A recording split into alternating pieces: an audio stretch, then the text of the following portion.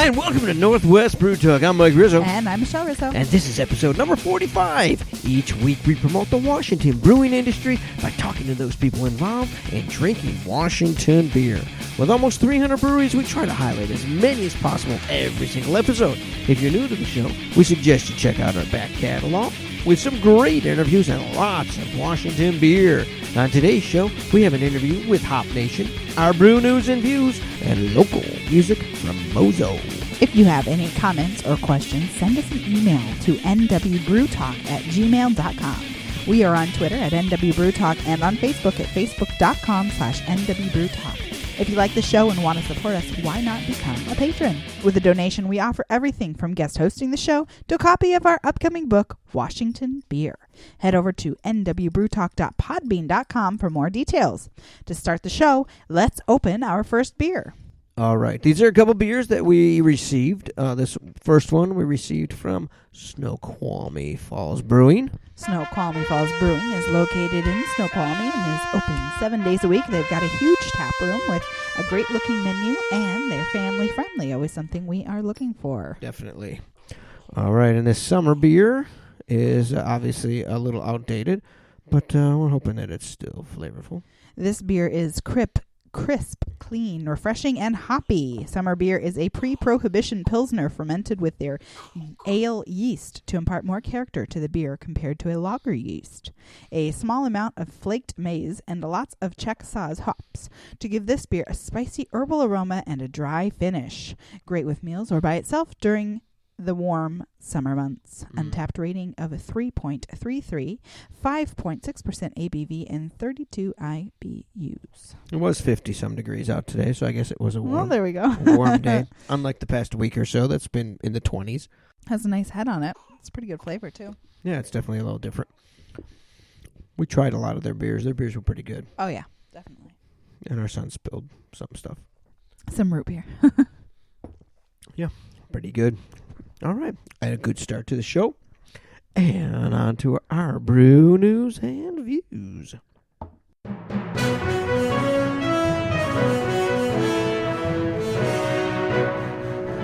Topping this week's news, December 3rd through December 6th, Bowers Cafe in Seattle is hosting Big Wood Wood-Aged Beer Fest. With over 50 wood-aged beers on draft, this is one of their biggest festivals. From sour to stout, they have beers from all over the world that'll be tapped for your enjoyment. A few of the Washington breweries available will be Black Raven, Elysian, E9, Fremont, Holy Mountain, Propolis, Schooner Exact, Silver City, and Wander. The festival will run all weekend, but certain beers will not, so be sure to get there in time every day to try them all. On Saturday, December 5th, Pyramid Breweries will be celebrating their 18th annual Snow Cap Party in Seattle. There will be live music, beer, and proceeds benefit the Northwest Avalanche Center. The party celebrates Pyramid's release of Snow Cap Winter Warmer Ale. On December 4th and 5th is the 2015 Winter Beer Festival hosted by the Washington Brewers Guild. Over 50 Guild brewers will showcase their winter seasonals. The event is a fundraiser for the Washington Brewers Guild. There will be 3 separate sessions for the 21 and over event to be held at Hangar 30 in Seattle. Okay, Saturday, December 12th will be Black Sunday at Tacoma Brewing in Tacoma. In celebration of their 3rd anniversary, they will be releasing a limited number of bottles of Black Sun Russian Imperial Stout. The bottles were printed by hand, and there are no two alike. Stout was aged in J.P. Trodden bourbon barrels for 18 months. It'll be on tap at the event with 4 variations made with coffee, chili, licorice, and cocoa nib. There will be $20 a bottle for a 22-ounce bottle. Admission is free, and guests may purchase a limited edition taster glass, which comes with 6 tasting tickets for $20. Additional tickets may be purchased, and there'll be special guest beers along with the rolling crust making hand-making pizza with their portable wood-fired oven. This Saturday, December 5th, Optimism Brewing will be opening their doors in the Capitol Hill neighborhood of Seattle. The owners have spent nearly 2 years preparing the building, and according to a description from Washington Beer Blog, it sounds like a great space and interesting layout. We wish them a lot of luck. With the holidays coming, we thought it would be fun to talk about a few gifts you can get for the craft beer lover in your life. We found a great item, the E-Pint, a new smart beer mug that lightens up when it's empty, keeps track of the number of drinks its user has had, and even suggests ordering a cab at the end of the night. The Extreme Tech, based in Los Angeles, had a Kickstarter campaign going, but it looks like they fell far short and ended up canceling it on November 29th. Sounded like a neat product. Hopefully they'll find another way to get it out. Yeah, definitely. There are a lot of what we'd probably call vanity beers. We'll talk about a couple that we've stumbled across. Trooper is premium British beer created by Iron Maiden and brewed by Robinson's Brewery. And Motorhead has a beer called Motorhead Imperial Pale Lager, brewed by Swedish brewmaster Patrick Holmqvist at Nils Oskar Brewery. And both of those happen to be British bands, so I don't know what that says. Now, do you know someone who wants to be a brewer but really never got into it? Well, maybe Pico is for them. It's from Pico Brew out of Seattle. This machine is, in a way, like a Keurig coffee machine. You buy Pico packs, prepackaged recipes with all the ingredients. You dump the grain in, and then it reads a barcode, and it cooks it based on the package. Tells you when you add your yeast. Now, it may not be for everyone because it's going to be about $1,000. They had a Kickstarter campaign, and you could get one of the initial ones for only $500. Wow. I'm not sure if the campaign is still going on, but the original item was $2,000, and that did not sell very well. I wouldn't. So that's why so. they've come out with this one. But it would definitely be an interesting gift for somebody, and it would be something fun to play with. And we're still working on getting an interview with the creator, so we're going to be doing that hopefully in the near future. Now, another good item for gifts is books. One book I would highly recommend is The Comic Book Story of Beer by Jonathan Hennessy and Mike Smith. This full-color book details the history of beer from ancient times until today. It's 180 pages, and I have to say, I really enjoyed reading it. They used quite a few references to try and get the story right, and it shows. The artwork is top-notch. The story is easy to read, but it's definitely enjoyable. There's detailed descriptions of beer styles, so the book would be great for anyone from a novice to an expert. It can be had for about $14 on sale. And that is a few gifts for the person in your life. And that's it for the brew news, views, and gift selections for this week.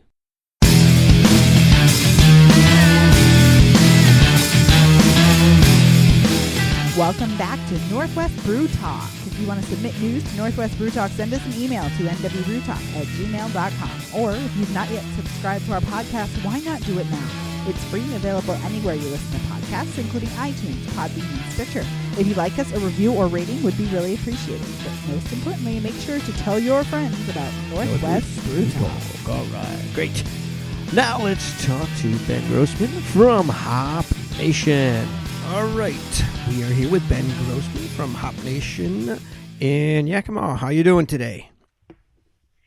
We are doing wonderful in unusually smoggy, cloudy Yakima. Oh yeah, I think it's probably like that across the whole state. Little dreary today. A little socked in, yeah. Trying to keep it positive. Exactly. So why don't you give us a little background on how you got into brewing? Okay, well, it's kind of a long story, and I've bounced around a lot of places. But basically, when I left grad school from Ohio, I started at Coors in Colorado in yeast research and development. And while I was there, I was able to work with such guys as John Brewster and Keith Villa, the guys that are on the Blue Moon commercials. Okay. And it was a temporary position, so I basically kind of bounced around at Coors a little bit. So I did yeast research and development for a couple of years, then I did quality assurance and quality control for Coors as well. So I kind of got my feet wet in the science side of how to how to start a brewery, how to be a brewery. Okay. And it all really starts with quality. Mm-hmm. So we started there, and then I kind of bounced around a little bit. Went over to I went brewed sake for about 3 years. Hakushika sake is like the Coors of Japan. They picked Golden, Colorado as their area just simply because they had the best water they could find. Okay. So I bounced from there. I came up to Washington, worked for Bert Grant's, which was the first brew pub post-Prohibition. they're no longer in business. As that business was owned by Simpson Lane at the time, they kind of gave me an option. They said, well, you can stick with Bert Grants, which doesn't look like it's doing so hot, or you can come with us and make some wine. So I decided to branch off, and being a scientist, I like to try different things. So I moved over to the wine side, made wine for about 10 years, fell in love with a girl down in California and moved to California, and then ended up, I was doing a little bit of wine science down there, and just ended up, Lagunitas was in desperate need of a quality control guy. So I ended up over at Lagunitas, helping them establish their quality control program to make sure that their product quality was a little bit more consistent than what it had been in the past. So I helped them out with a lot of stuff there. My friends up here in Yakima, since I had lived here before working for Bert Grants, they called me up and said, hey, the Sports Center's for sale, which is a local restaurant bar, and we wanted to turn it into a brew pub. Couldn't come up with the money, so I ended up making wine again. Made wine for about 4 or 5 years for Cana Winery, and then this great opportunity opened up to start a research hop lab or harvest hop lab, and also be able to accomplish my dream, which has always been to open a brewery. So that kind of brings us up to the current day. I actually got the doors open. It's a miracle. That's you've got quite the quality background. That's pretty impressive. Yeah, lots of science, lots of quality control, and then as far as like recipe formulation and that kind of stuff goes, I just learned a lot along the way. So Coors taught me how to make lagers. Grants pretty much taught me how to make ales, and then just a lot of other industry experience that helps kind of fill in the whole fermentation science background. So in today, especially in Washington, in today's brewery marketplace, you definitely come from a different aspect. A lot of them come from home brewing, so you've got quite a bit a different background. Yeah. So while I was at Coors, I was trying to. I tried home brewing there, and they're like, oh, well, I went into my first home brew shop at 93, and the guy was like, oh, yeah, we get everybody over here from Coors. All those guys think they can brew beer.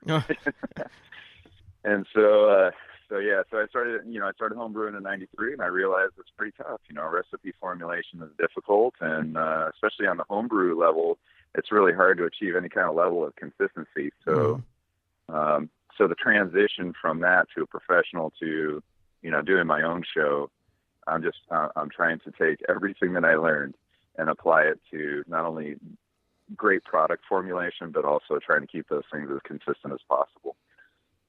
Very cool. So when you opened Hop Nation just this year, right? Yeah, we've been open for about 7 months.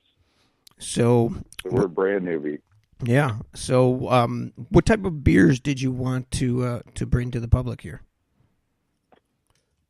Well, I'm bringing a wide array. My neighbors down the street, Bale Breaker Brewing Company, produce fantastic, phenomenal IPAs. Mm-hmm. I chose a little different tack, even though we're in the hop capital of the country. I kind of like to produce beers different beers, not just IPAs, and when I make my beers, I like to have them be a little bit more malt forward so that you can actually taste the essence of the beers, meaning the malt, the yeast, including the hops, of course, and then the other element that nobody really ever talks about as far as ingredients is water. And we're very fortunate here in Yakima to have, really good water. So at least from the source that we pull from. And I think just the combination of all those things should be a symphony. It should be a symphony of all different musical instruments. Musical instruments in this instance would be malts and water, hops and grain. So anyway, so that's what I try to focus on. So I've been making German style beers. I do a lot of seasonals, but my mainstays are an oat pale ale. I call it a cream ale. It doesn't make much sense, but it's a little bit more hoppy than a cream ale, so I call it a pale ale. The German Hefeweizen, which I learned how to make at Tabernash in Denver. I worked under Eric Warner, who is at that time, I think he was one of 3 degreed guys from Weinsteffen in the United States.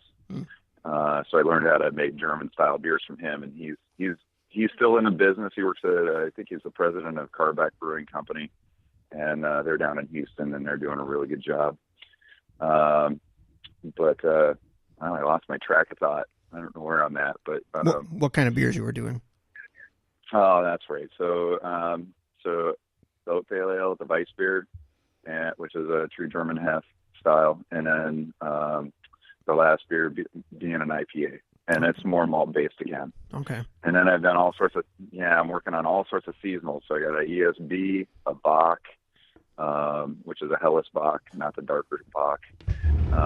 Firing Center Red, which is Imperial Red. I just made an oatmeal milk stout. So I'm kind of all over the place, but I haven't branched into Belgians yet, but that's on the books, doing some barrel aged stuff. So I'm kind of all over the map. I want to bring flavors to Yakima that are really highly drinkable. So mostly dry, not sweeter styles. I really believe that people should be able to sit at a bar and be able to have 2 beers or 3 beers and over a good period of time and be able to drink more if they want. Mm-hmm. Sometimes you drink those really big beers, and you can have one and then you're kind of done. Right. So do you think so that I'm trying to, yeah. No, I was going to say, do you think I'm sorry. that your approach is based on your quality background and your winery background?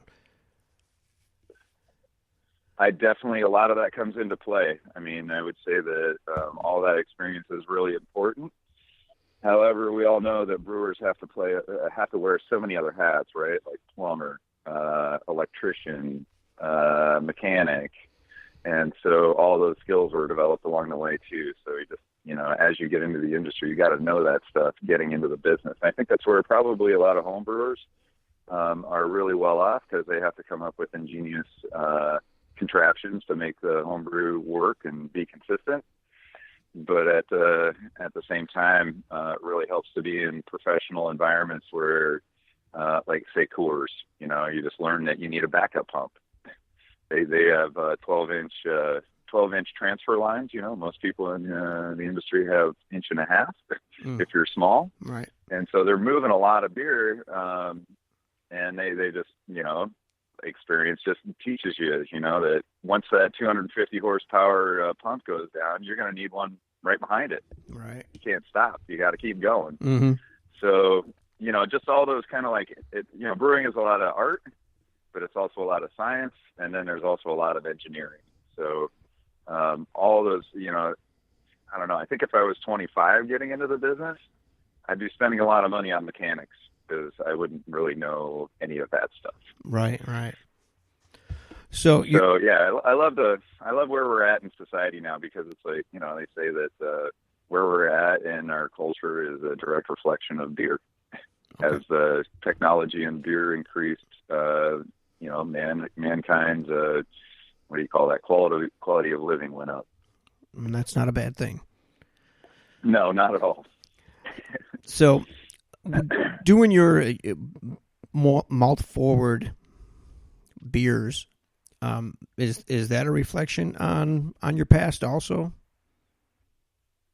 Yeah, I think so, and I think it's like my personal preference too. Okay. I mean, I've had consumers come in and say, "Hey, you're called Hop Nation. Your beers aren't very hoppy." Mm-hmm. And I said, "Well, here, try the Kolsch.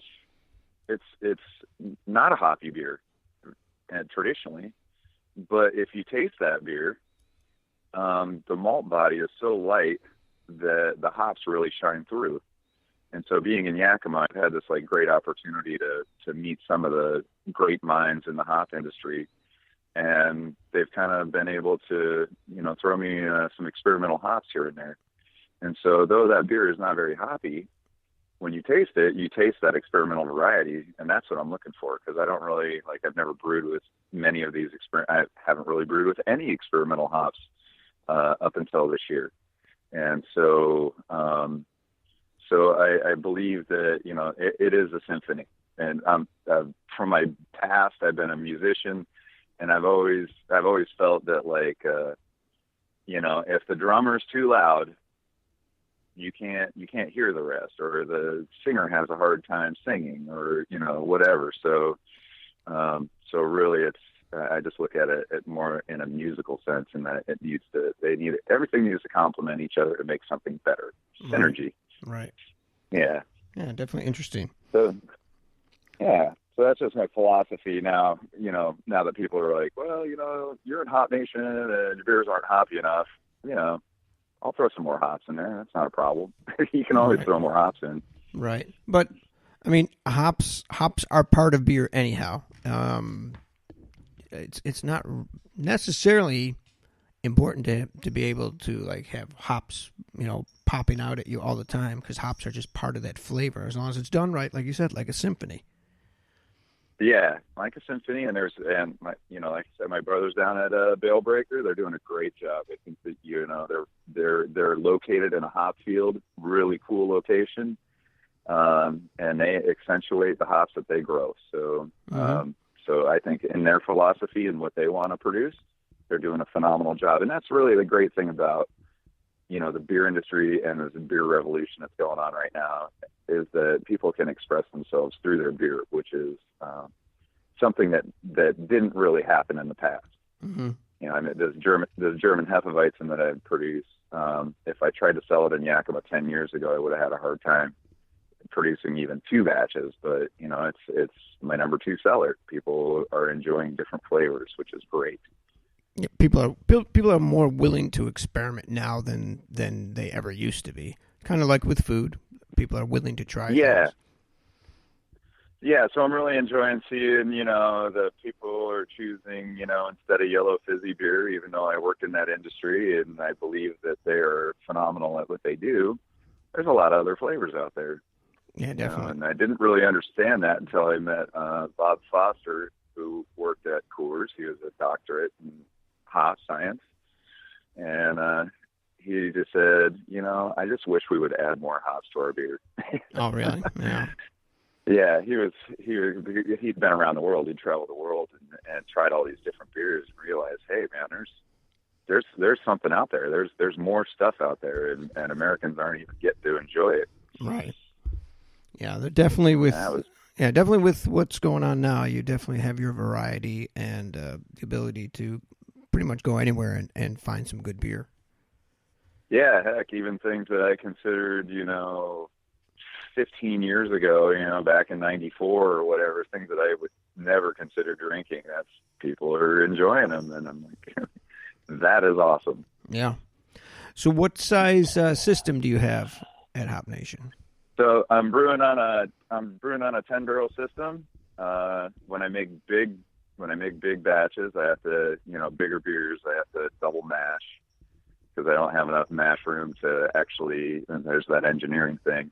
The system was designed to produce, at max, maybe a 16 or 17 Plato wort, and I've either got to brew a half batch to get that kind of to get into the 20s, or I've got to double mash, and so I just chose to double mash. Okay. Yeah, we do a little bit of water treatment here. You remove chlorine from the water, and we soften the water, so I have mineral-free water if I choose to brew with that, just to have a couple different options. Right. Do you do all ales?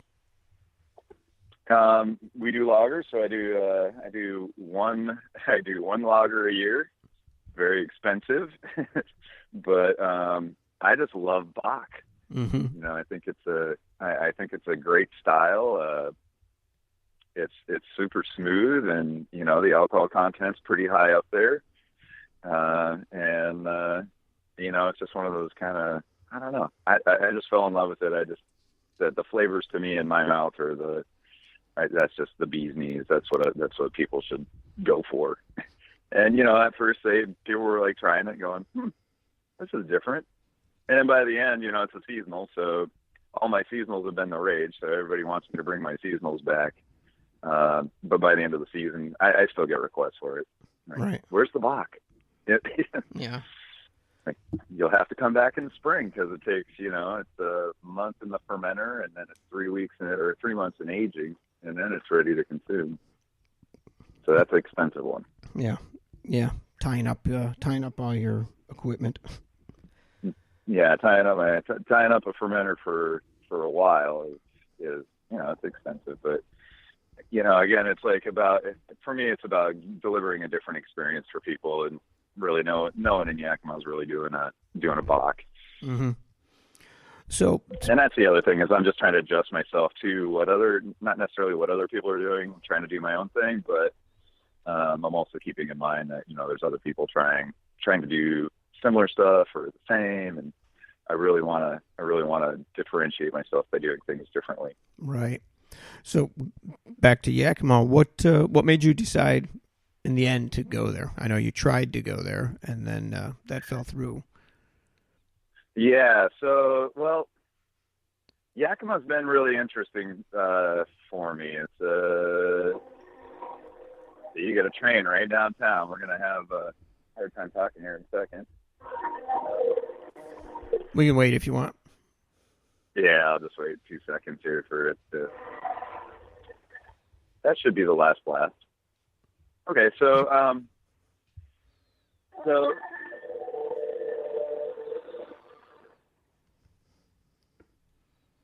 Yakima is, it's the heart of the hop country. That's one thing that really differentiates it from any other place in the country.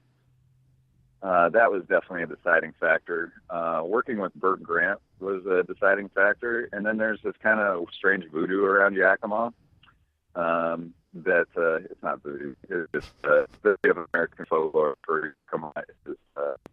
It's the name means land return. So people who are from Yakima, they grow up here, they leave, and they come back. And somehow I just got swirled into it by working for Grant, meeting a lot of people. Okay, you had started talking about the Yakima voodoo, and that's then it went bad. Apparently, it was the voodoo. And then it went bad. See, that's what happens right there, man. You don't want to tell too many secrets about Yakima; they'll shut you down. And that's exactly what happened. So, I guess. Yeah. Did you actually work with Bert Grant, or was he not there at the time? He was still around at the time. Simpson Lane owned it, but he was still under contract to do stuff for him. So he was mostly doing promotions. Okay. And I only got to work with him for a little bit. He went to the GABF, stepped out of the car, and slipped a disc in his back, and that was pretty much the start of the end for Bert. Oh, really? Yeah. It was fun though, I took him when we were there. I took him over to the sake plant that I worked at, and he got to kind of reminisce a little bit about his times at Molson and how they used rice, and it was just a good flashback, I think, for him because he didn't want to brew with rice. Right. He was not a rice brewer. Right. He was definitely a hop guy. So what was the first beer that you brewed? The first beer I brewed was a brown, like a brown ale, and beginner's luck. It turned out phenomenal. It's funny how that goes. Your first batch is, I guess that's part of the motivation.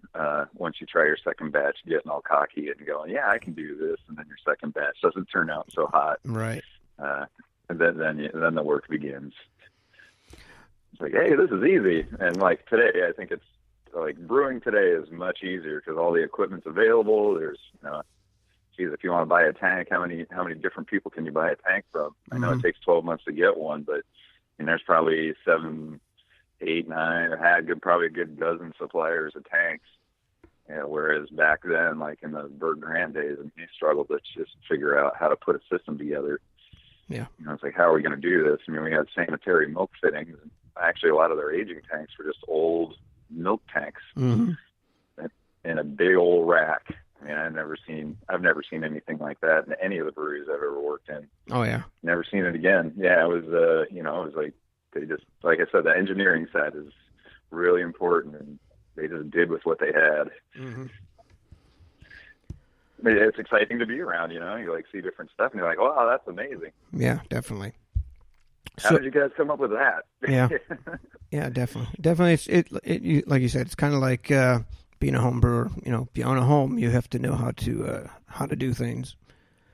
Oh yeah, yeah. And I mean, so like for all these new guys out there, if there's guys listening that are thinking about opening a brewery, you can definitely hire a consultant or hire somebody that knows what they're doing if you don't have that person on board already, because it's just you can work yourself into a corner if you don't do things right off the bat. How long did it take you to get your brewery up and running from the time that you knew you were going to do it? It took a good solid year and a half, but I did like the brewery. It's roughly a 10,000 square foot remodel. So the brewery's about, the total space is about 5,000 square feet, and the tasting room is about the same. Okay. So complete. It's the building that I'm located in is an old 1903 fruit, and it was a dry storage facility for fruit and produce. And then in 1973 it became John I. Haas, which most people know who John I. Haas is. They're control 63% of the world's market in the hops. So this building was their corporate offices for a while, up until about 2 years ago when I moved in.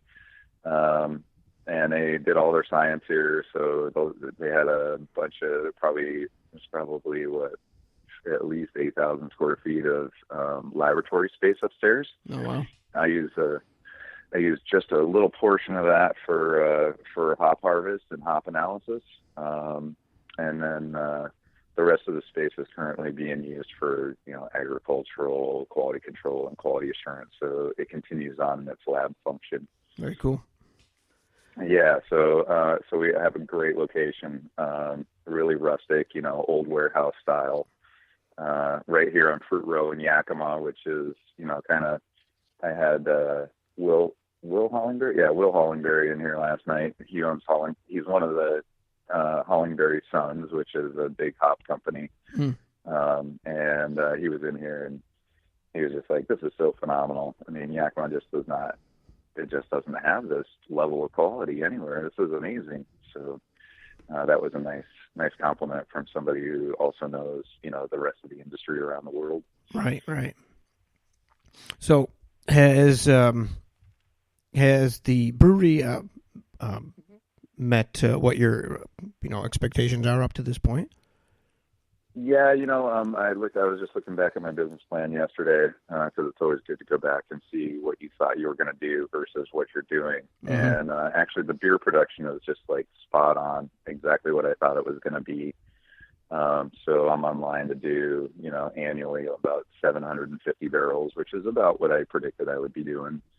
And then I have plans to grow from there, and really I've been afforded an amazing opportunity in that I can just kind of slowly get up to speed without having to worry about, oh my God, how am I going to pay this bill this month? How am I going to pay that bill?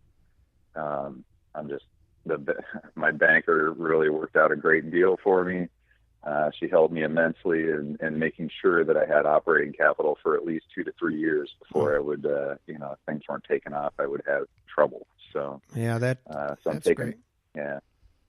Well, yeah, and it's it's a very capital intensive thing, So I have 0 partners. It's just me, and so that makes things a little bit easier too, because I don't have to argue or talk to my partners about, hey, we really need this.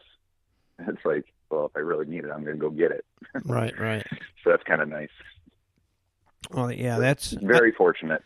I think that's probably one issue with most businesses. People don't look to not expect to make money for a year or more, and for 3-4 months down the road they're closed because they couldn't sustain it. Right. Like I haven't paid. I haven't paid myself since I started. Since I opened, I haven't paid myself. Right. And I don't expect to pay myself until sometime next year. So so it's a brutal business. There's it's like. I don't know. People look from the outside and they think it's going to be super sexy and this is really great. And man, do I love home brewing and whatever. But once you get into it, it's the brewing part is actually the minority of the work. The majority of the work is sales and marketing, business aspect, like running books and doing accounting and filling out reports and, keeping the state and federal government happy and the local government. There's just, there's so much more than just brewing. So if I was just brewing, this would be a really super sexy business. Yeah. But with all the other stuff, it kind of uglies it up a little bit. But, those are the things that you do in order to do what you love. Right. I guess I just decided I didn't want to work for anybody anymore. And so now I have this opportunity to work for the biggest jerk in the world, myself. Yeah, there you go. Yeah. So if I have to answer to anybody, it's going to be myself. Yeah. Hey, it's a great moment of truth that when you find out that, hey, I'm not good at being a lawyer. Yeah. Somebody else needs to do that. Yeah. Or, hey, I'm not really a great accountant. Mm-hmm. I need to hire that person. Yeah, exactly. And so, you learn your strengths and your weaknesses really quick. Mm-hmm. So what type of distribution do you have? Well, right now I'm currently self-distributing. I'm only doing half barrels and 6 barrels. And it's pretty much local bars and restaurants. I do have a few accounts. I had a guy over from Seattle. He tasted my beer and said, hey, that's really great. I'd love to pick it up at my bar.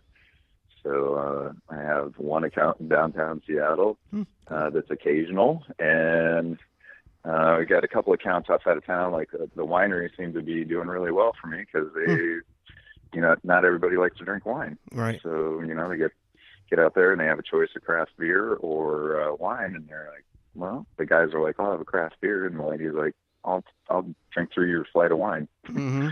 Nice. So that's been working out pretty good. My intent, I have a few accounts in Ellensburg, and I'm just working on expanding my market. So starting in December, I'm really just going to start working on, we've got all the kinks worked out in the brewery now. So now we can really focus on more production, more sales. Mm-hmm. And so just slowly working, I was thinking about trying to dominate Eastern Washington, but why would I? Yeah, I don't want to dominate Eastern Washington. I want to get some accounts in Seattle that will help me get to my maximum capacity, which is only 2,500 barrels. So, if I can reach that level and just hang there for a minute, and then talk to my banker again and say, hey, look, this is going to be probably going to have at least another $100,000 and some odd investment we need to make in tanks and this and that, then I'll approach it at that time. But for now, I just want to get to that maximum capacity, and I think Seattle will really help me get there because they like beer. Yeah, and definitely. There's a lot of people there. Would you look at bottling or canning? I am definitely looking at that. It's really rough because they have some minimum runs. Mm-hmm. So like if I have a bottler come out, he wants to run 40 barrels. Right. 40 barrels is pretty much all my bright tanks. Right. So I would have to be I'd have to really have stuff lined up and ready to go so that I don't suffer in my local market for bottling or canning. Right. I really like the concept of cans. I wanted to do canning back in, mid-90s. And it's only become really readily available in the last, 7 years, 8 years. Mm-hmm. Right. Yeah, and then canning's cool again, too. Oh, yeah. Well, I think it's just having worked at Coors and seen their bottling lines run and their canning lines run, I'm pretty convinced that cans are pretty awesome. Yeah. They just, there's no light interference. There's, you get a good consistent fill. Just all the qualities of can, like the can is going to maintain the quality of the beer better than a glass bottle. Yeah, definitely. That's just my opinion, but from what I've seen and what I know and all the great reactions that happen out in the world, cans definitely keep things stable. Mm-hmm. Awesome. Well, they're not sexy though. No, they're not like a fancy bottle, No, but you can crush them easier than you can a bottle. Oh yeah, and you can take them to the beach and go golfing, and exactly. There's just so many more things you can do with a can. Exactly. All the way down to the roasted chicken on the grill, beer can chicken. There you go. Awesome. Yeah. And I think we'll end it on that. Okay. Ben Grossman from Hop Nation in Yakima, thanks very much for joining us today. thank you very much for the invitation. When you guys all get to Yakima to visit the hop fields, come visit Hop Nation. All right. Thank you very much to Ben. That was a great interview. And thanks for joining us today. We will be right back after a local music break from Mozo.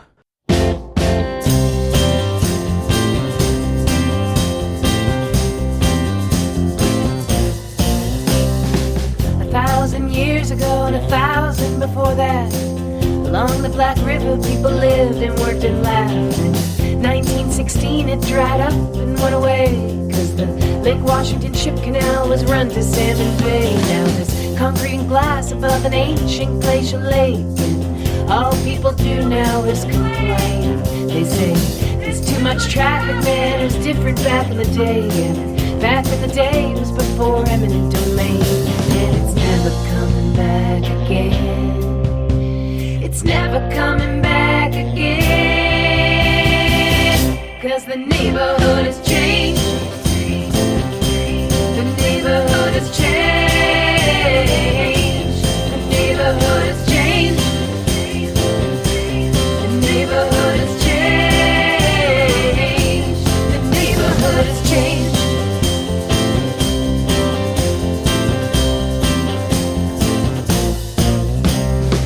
Every day in Ballard brings a new proposed land use sign. They're tearing down the houses to build townhomes that are all alike. And so much wealth in the hands of so few means nobody's left who cares to take care like they used to. And they're never coming back again. 'Cause the neighborhood has changed. The neighborhood has changed. The neighborhood has changed. The neighborhood has changed. So I'm leaving. I'm leaving. I'm leaving. I'm leaving. The neighborhood has changed. The neighborhood has changed. The neighborhood has changed. The neighborhood has changed. The neighborhood has changed.